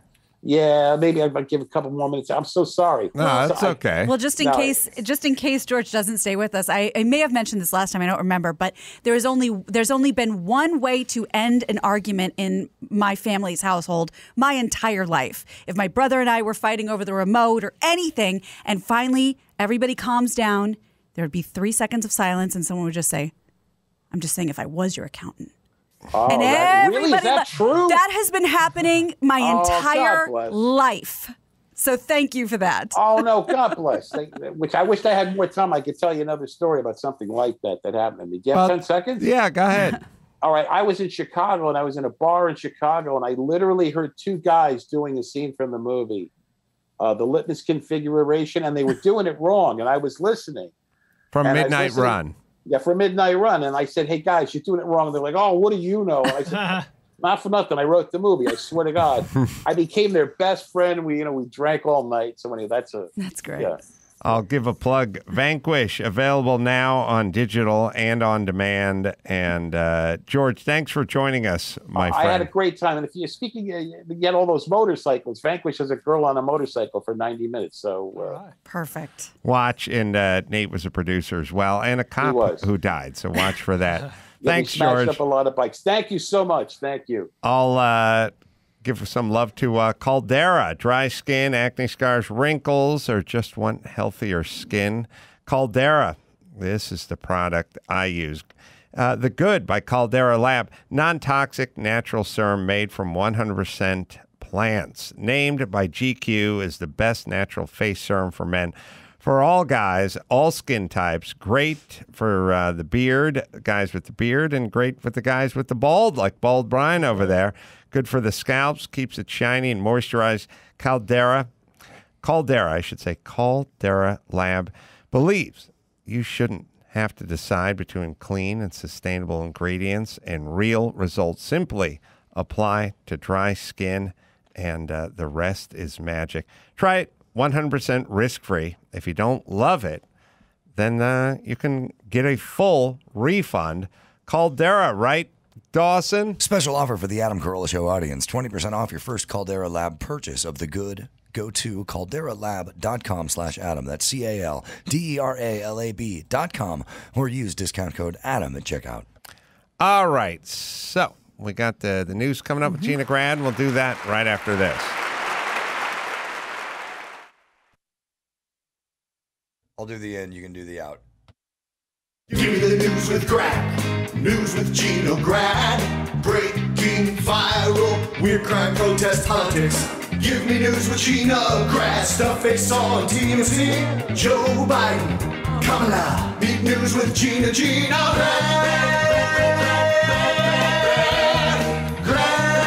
The news with Gina Grad.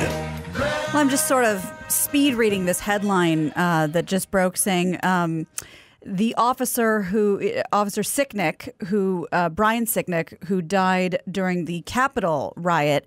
There is a headline right now saying that he died of natural causes, according to the chief medical examiner. He was killed with a fire extinguisher, Gina. Right. But also... oh, no. Then he was killed with bear spray. That's for sure. But here's the thing.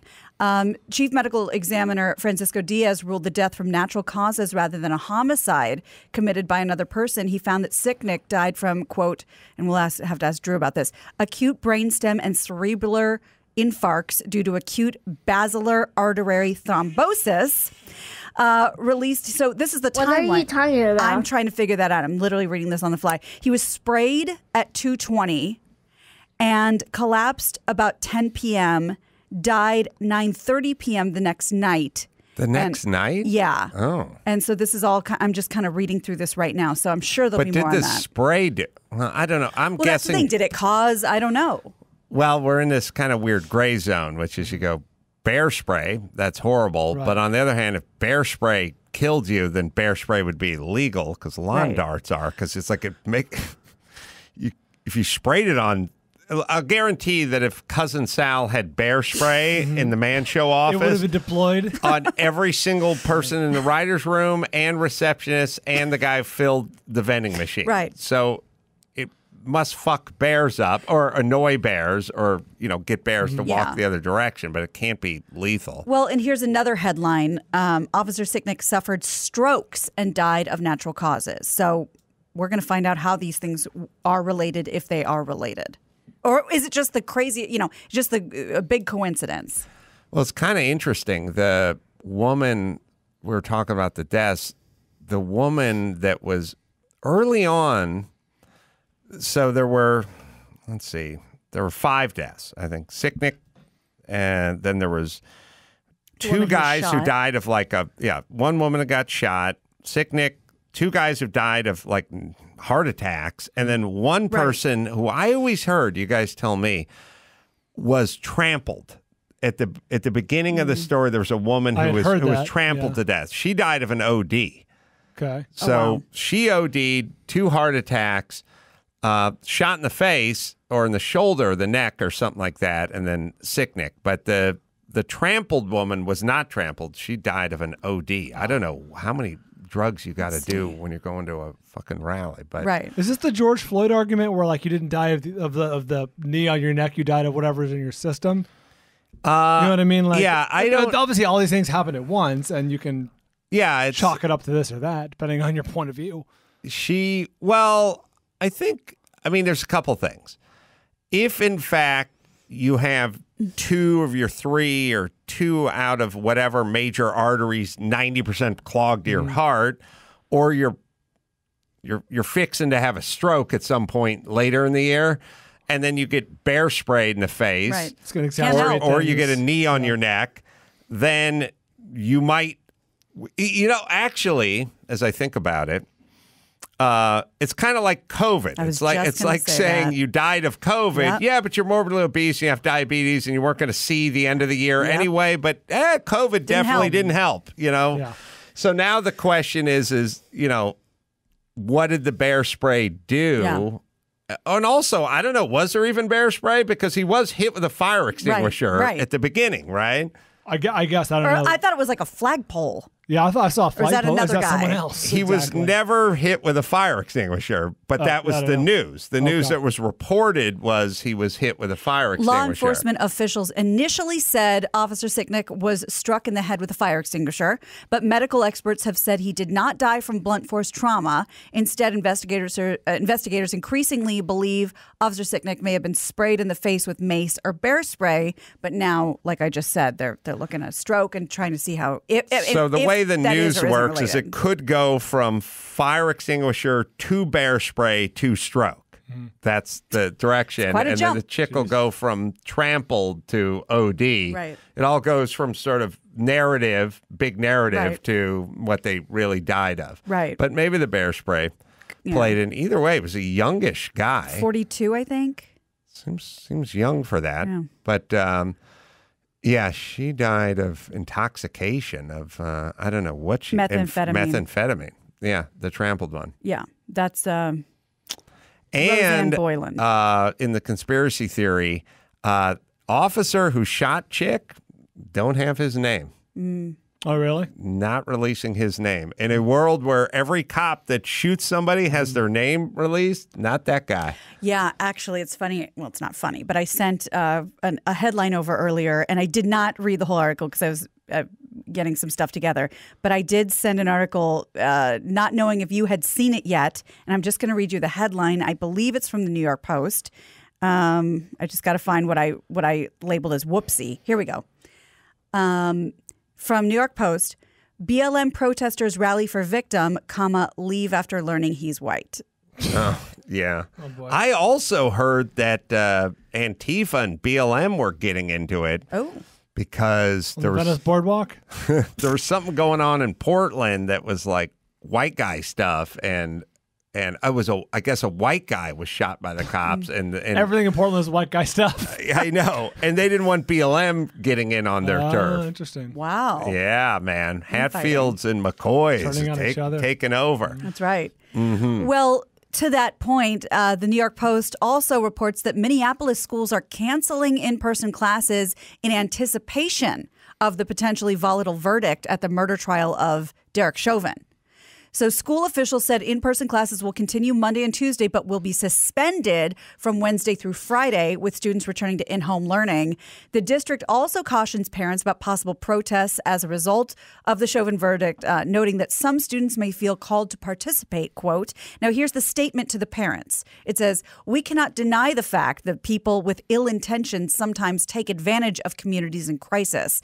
Please read more as you consider your decision to allow your student to participate in public gatherings and how it can impact your child, their education, and their safety." I was watching some analysis of the final closing statements today, and they said that the prosecution was smart by removing race. They were just going, this guy's a bad cop. Right. So Regardless of whether the victim was, we think about all these things, and it's like race. There's still no proof that this was a race issue. Right. There's no proof that the female cop who shot the black kid was a race. We just we rush in with the race, but how does race factor in? And Mark Garriga sent me a text. It's like CNN doesn't want to know about the 5 cases I have of white people being shot by cops because it doesn't mean, because you don't assume, you just assume it's a bad cop shooting, a bad cop action, a bad cop, whatever. But I was watching Fox this morning and toggling between Fox and CNN. They were covering the closing remarks, and they said it was smart of the prosecution to just leave race out of it. Just going, he was a bad cop. Wasn't and it wasn't that cops are bad, and it wasn't that he's racist. They were like, he's a bad cop, which is a much better angle to pursue. Easier to prove, the cop acted improperly as opposed to prove this cop's a racist. How difficult would that be to prove in a court of law? It's also weird to call someone a racist when they show up last at a crime scene. You know what I mean? Like the woman who shot the kid or him, like they show up late and go, "What's going on here?" And they go, "Oh, now I'm going to turn into a racist." Oh, like, thank God. Right. Yeah, that's not usually how racists work. They show up first, you know. And that's a great point. I mean, now you don't have to prove, like you said, now you don't have to prove half of society or disprove half of society. You're just saying this guy should not be a cop. Yes. This guy should be punished. Yeah. Yeah. Sorry, I'm looking at it right. CNN notification. Jurors are now deliberating in the trial after 45 witnesses were called over 3 weeks of testimony. So All see if we right. get any more alerts. Keep you posted. So speaking of this narrative, Sharon Osbourne did her first interview since leaving the talk last month, and she did it with Bill Maher. She left over on that on-air disagreement with co-host Cheryl Underwood after Sharon defended her friend Piers Morgan over his criticism of Meghan Markle, and that did not go over well. I have 3 clips to our audio. So the first one, here's the first clip from the interview. Bill kind of sets the table for what happened and why Sharon's there. Okay, then your friend Piers Morgan, he's a commentator in Britain, Yes. he said he didn't believe things that Meghan Markle said. Right. And then on your show, you said, well, he's a good friend of mine, and I don't necessarily agree with his opinion, but he is entitled to his opinion. Exactly. So he was called a racist and lost his job, and you were called a racist and lost your job. Do I have it right? You got it right. That's exactly how it went. Right. Who's the racist and why? This is what I'm trying to figure out. Have you? Me too. Okay. Me too. I've been called so many things in my life. I am so used to being called names, but a racist is one I will not take. Yeah, it's an insult if you're not one. So I have 2 It's other... insulting if you are one. Yeah, it's pretty insulting. So next, Sharon defends her stance from that episode of the show. It's not fair. It's Right. not fair because it isn't about being a racist. It's about maybe not knowing what is correct and woke for your language that day, because it changes from day to day. And finally, it's interesting talking about white privilege when we're talking about Prince Harry, not Sharon Osbourne. She makes an example of that, talking about race and privilege when you're talking about royalty. It's when they say like white privilege, right there with Harry. Right there, he is the poster boy. So it's like, he sits there and says, oh, Daddy cut him off, so he's not on the wages anymore. And he was boo-hooing about it. You can't feel empathy for that because you're a healthy, bright, educated young man. You can go do whatever you want to do. Your life is your own. What are you talking about? Well, some people understand it. He gets it. Look, we're at a good time when we have to find racism now. That just means it doesn't exist in enough abundance to satisfy us. We got to go digging for it and manufacturing it. I don't even know what this story is. I know I sound like a crazy person, but this story or Chris Harrison or whatever, if somebody would have come to me, like if I was sitting in the racism bureau where we just become victims and then we have to find racism everywhere and you showed me the story, I'd go, there's nothing here. I would feel like a lawyer where somebody came in and said, like, I slipped in my own tub because I was drunk. I'd go, I don't know where to who do you want to sue? I want to sue myself. I'd be like, I don't feel like there's anything here. Right. Any meat on that bone? Go find someone who was discriminated against at a handicapped stall at a popular restaurant and come back. You know? Well, I spared you this. I didn't pull any clips from it, but I did watch a clip from the first day back. And we told you Cheryl Underwood said, this is going to be a day of no holds barred discussion. Okay. Let me guess, there were holds barred? So there was a gentleman, I don't know who it was, a black gentleman who was kind of interviewing them that day about what had happened. And there's just a lot of talk about like, you're very brave and thank you for holding back. And it was just, I only saw a clip, but not a lot of questions about Sharon, just a lot of congratulating each other for doing what they had to do. I guess. Well, we're living in a time where we're sort of out of real problems, but we're wired for problems. So if you take the average hardworking, let's just say you take the average hardworking woman, mother, making ends meet, has to work, budget, blah, blah, blah. That's an interesting experiment. This is the way we're wired. Because we're wired for problems and pushing against things that are coming at us. And now we're living in this kind of zero gravity environment where we really don't have obstacles or predators in the nature. Adversity. And so we're creating things. I would bet if you interviewed your average Guatemalan woman of 3 with the husband who drove the forklift all day and she worked all day at the supermarket or something and then had to come back and do all the cooking for everyone, and everything was tough. They had one car between the two of them and insurance and gas and everything was expensive and the kids want to go to Disneyland but they can't afford it. If you interviewed that woman and just said, like, tell me what's going on. Are you happy? What are your problems? What's difficult? What's easy? What's whatever? And then you went and found your average chick from Beverly Hills who didn't have a day job and was being kept. The woman from Beverly Hills would speak endlessly about the problems she's having, right? The guy fucked up the topiary in the front. I was supposed to have my girlfriend's, my initials, and she fucked up my day. Right. Oh, On top of that, a lot of those crises are invisible or existential. You know what I mean? COVID, cyber crimes. You know what I mean? Cyber bullying, all the stuff is stuff you can't see. It's not a problem in your purview. So it's interesting as real racism wanes. Cries of racism go up as real victims. Think about just the umbrella victimhood. Who were willing? What I knew as a victim growing up. If you were a victim, you had burn marks on you. Like you were a victim of something. You know what I mean? Everyone willing to label themselves a victim or repressed or held back or whatever that is, versus now. So there's a sociological thing that's going on, which is we need a windmill to tilt against, and this is what it is. Yeah.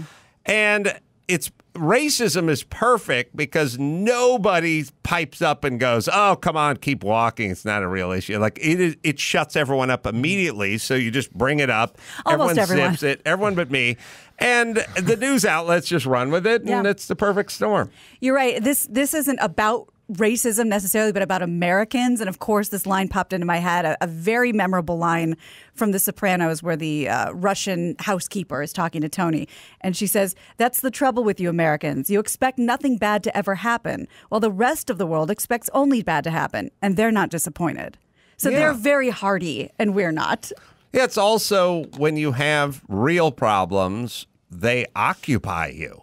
Like when you go, we need clean water. Like someone better walk to that fucking well. Right. That's your day. Like it's your day. Or we have to get over the valley, through the valley, and over the hill to get. Or someone's got to harvest that wheat. Like these are like occupying, sitting around looking at your phone all day and wondering about the invisible problems that are our culture. Technically, I don't want to shit on your point, but I too have to get through the valley if I want dinner. That's so true. I know the struggle better than you two. The National Highway Traffic Safety Administration says it launched another investigation into Tesla following a fatal crash in Spring, Texas over the weekend. So here's what happened. NBC reports 2 men died in the crash Saturday night. One guy in the front seat, but not behind the wheel, and the other guy in the passenger seat, the rear seat. The driverless car? Yeah, well, that's the question. Or autopilot or whatever. The electric vehicle was a Tesla 2019 Model S. It crashed into a tree, burst into flames, killed both of them. A preliminary report is not conclusive, and questions remain about whether Tesla's advanced driver assistance system was engaged. Its autopilot and full self-driving technology do not make Tesla vehicles safe for operation without a driver at the wheel, apparently. The company says in its owner's manual that drivers must use autopilot only with active supervision. So was this let's go out drinking or take a nap and see what happens? We don't know yet. I don't know. If I were drunk, I'd chance it. But we're not quite there, but I think we're getting there. But it's funny. Volvo's interesting. I was talking to someone who was looking at getting a car, and she was like, well, Volvo's the safest. And I was like, I don't know. Maybe. That could be a relic from like 1987. Right. Like they're all super safe now. I don't even... No, Max Zapata, what is the safest car? Because it was like Volvo was the safest, and that was their reputation until like the mid-'90s, and then everyone just moved on, and everything was safe. Yes, Brian. The flip side of that question is, are there any unsafe cars on the road now? They all have to be a certain rating just to be sold in America. Oh, yeah. But some I guess maybe a Jeep might be a little less safe because of the doors. Some are going to exceed whatever the federal... CAFE or DOT, Department of Transportation, or whatever that is. But I wonder, and they don't sell safe anymore because everything is just presumed safe. But I wonder if there is still a car that is the safest make, which is interesting. All right. Isn't it always between Toyota, Honda, and Subaru? They're always the most, Toyota, Honda are always the most reliable. I don't know if there was the safest. But I just know those are always the 3 that are at the top of the list. I mean, that's also in terms of resale and stuff. So I just assumed it would be overall. Yeah, maybe it is. Well, let's get local again here. Demi Lavato has put an LA-based frozen yogurt shop on blast for carrying sugar-free options, saying it was triggering for her as a woman recovering from an eating disorder. Is it the Big Chill? It is. It is it. That's my yogurt That's your place? shop. That's where we did the reveal for Tessa. Hold on, it's not Humphrey Yogurt? It's not Humphrey Yogurt. Is it really the Big Chill? Yes, it is. Wow, that's funny. The place is always packed. Well, she said on Instagram story, which is why it's no longer available, finding it extremely hard to order froyo from the Big Chill when you have to walk past tons. It can be Well, no greater example of what I was talking about 4 minutes ago, right? Oh, yes. When you have to walk past tons of sugar-free cookies / other diet foods before you get to the counter. Do better, please. Hashtag diet culture vultures. Now, the Big Chill has responded. To be fair, I've waited in that line many times, and they have racks of cookies just waiting so you get How dare they? To the front. Well, this is their response. We carry items for diabetics, celiac disease, vegan, and of course, many indulgent items as well. We are not diet vultures. We cater to all of our customer needs for the past 36 years. We're sorry you found this offensive. In their defense, their stuff, it seems all very homemade. You know what I mean? It's like, it's like Annie's cookies or whatever, and it's clearly like one of those stickers been slapped on. But seeing sugar-free options is triggering. But then don't go in.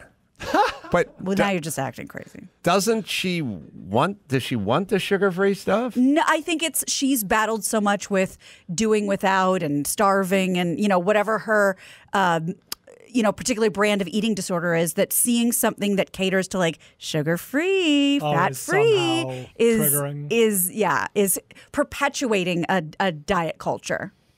It's an interesting time for people like that, and anyone. Alcoholics have to walk down the aisle of the grocery store. That's part of being in recovery is getting to do your daily business. Re-entering society. Exactly.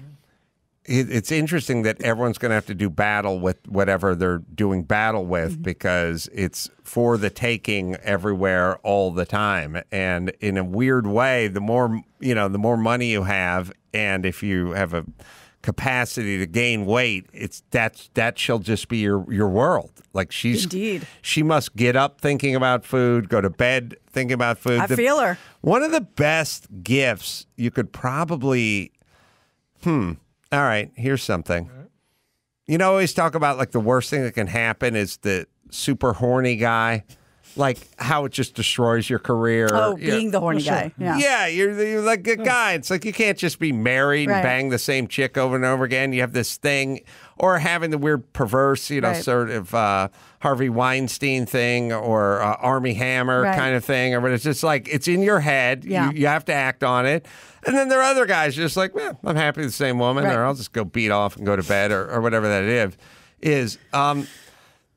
The best gift you could probably give to a woman is just like no thoughts about food. It pertains to like 3% of them. You do run into people. It is like, I don't really care. I don't think about it. Very upsetting. I do too. I hate those people, but they're just like they're not that into it. Yeah, like, they exist. It's not their food. It's not their thing. It's fuel. It's not really for pleasure. It's just kind of whatever.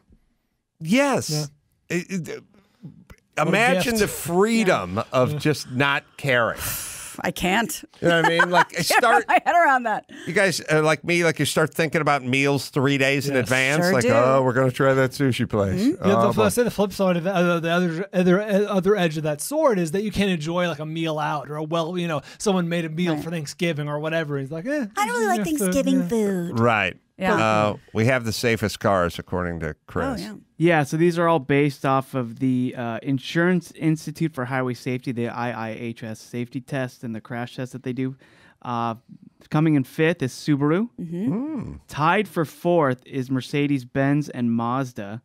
Interesting. Next is Tesla. It's interesting. So every car company's going to make Tesla as long as you're driving it. Mazda's over the moon and Mercedes is pissed, right? That's how life works.